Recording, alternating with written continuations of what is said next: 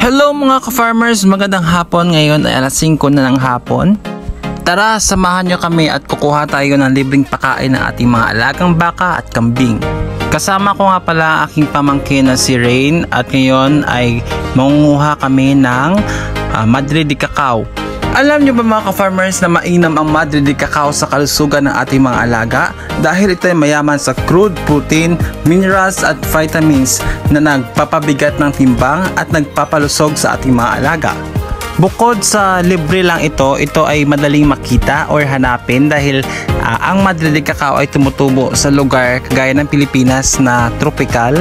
Ito ay minsan tumutubo sa kilid ng mga kalye, sa mga bukirin, sa mga bundok o kahit sa mga kagubatan. Kagaya dito sa amin sa farm, sa Banati, Iloilo, wala na mga damo ang paligid. Halos kita na yung lupa, pero yung Madre de Cacao ay tumutubo pa rin na healthy at malusog. Nung una kong i-introduce sa kanila yung Madre de Cacao, inayawan nila agad kasi siguro sa amoy. Pero nung kinabukasan, lumipas yung mga ilang araw, kumakain na rin sila at hanggang sa naging paborito na nila itong kainin.